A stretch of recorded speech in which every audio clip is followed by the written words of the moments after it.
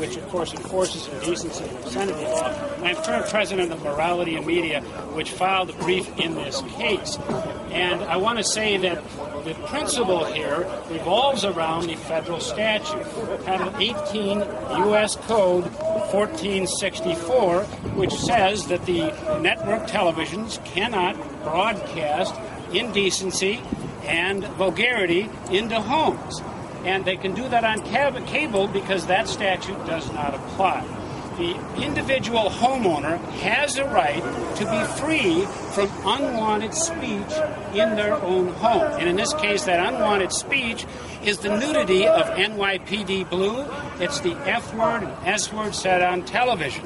And it seems to me the networks arguing today are saying that they should control what goes into our homes, and that the federal statute, as well as the one case that interpreted that statute, no longer applies. I don't think the American public wants that kind of intrusiveness in their homes from the network televisions, and people make decisions on what to watch based on content. Many families don't have cable because they want to keep indecency and vulgarity out of their homes. That's their right, and that's a greater right than the networks have. Many people who have cable television restrict their children to certain channels, and that's their right. Thank you very much. What do you do about the fact that for example, the F word is used repeatedly to Saving Private Ryan, and the Commission didn't cite the networks for that, but it does for a tweeting reference in a live broadcast?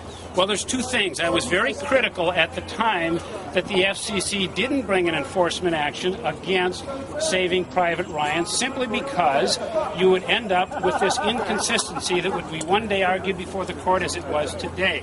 But I would say that the argument that the FCC had is at least a legitimate argument, and that is the context for NYPD Blue is, as Justice Scalia pointed out, completely different than the context of Nicole Richie and the other woman, Paris Hilton, just using in fleeting way the F word on television.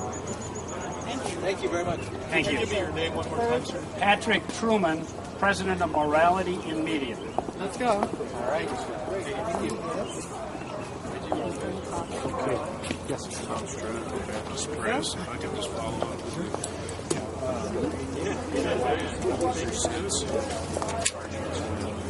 Justices seem to be questioning those.